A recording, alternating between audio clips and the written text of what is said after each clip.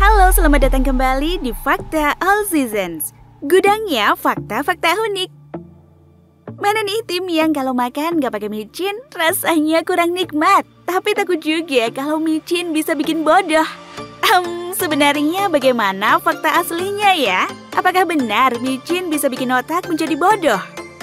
Simak videonya sampai akhir untuk tahu jawabannya ya.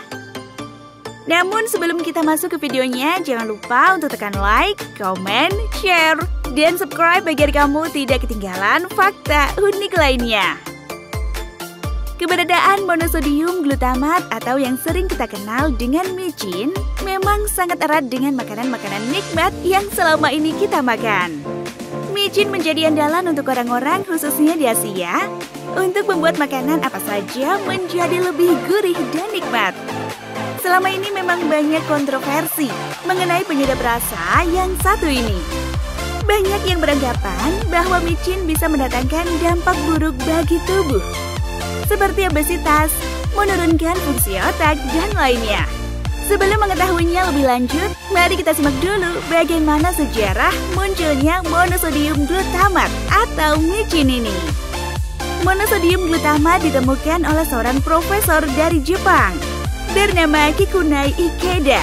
Asal mula penemuan MSG tersebut dimulai pada tahun 1907, yakni diawali dari rasa penasaran Ikeda terhadap kuah ramen atau dashi yang memiliki rasa yang sangat gurih.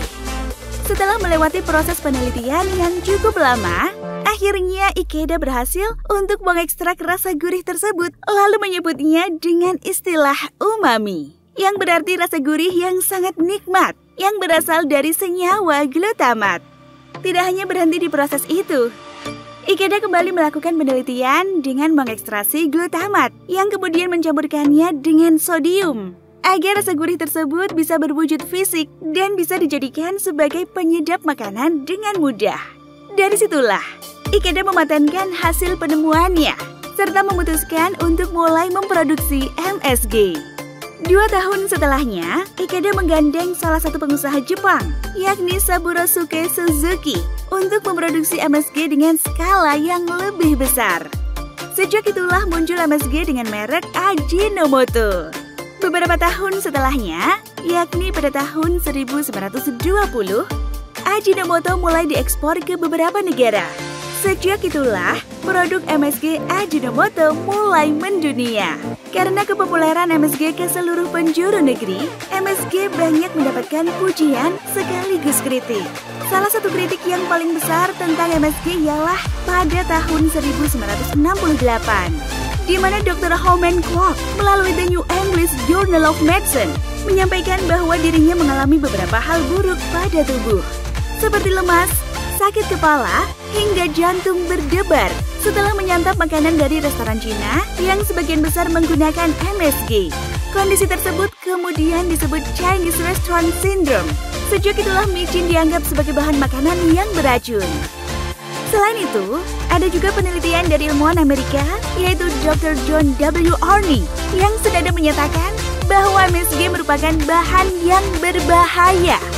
Penelitian itu dilakukan dengan menyuntikkan MSG ke kepala tikus. Dan setelah itu ternyata tikus mengalami beberapa gejala buruk, yakni mulai dari kerusakan otak, obesitas, dan gangguan perilaku.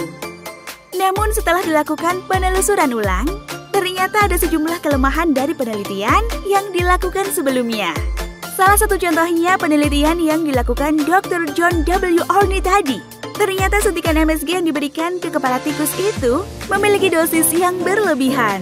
Selain itu, rasanya tidak tepat jika memberikan MSG ke bagian kepala tikus. Maka dari itu, sekarang ini sudah ada banyak penelitian tandingan yang beredar yang menyatakan bahwa MSG aman untuk dikonsumsi. Badan Pengawas Makanan dan Obat Amerika atau FDA juga mengeluarkan pernyataan bahwa MSG tidak berbahaya dan aman dikonsumsi. Sedangkan untuk gejala Chinese Restaurant Syndrome seperti yang dijelaskan tadi, diyakini sebagai efek nocebo, yakni suatu hal bisa terjadi karena kamu yakin hal tersebut akan terjadi.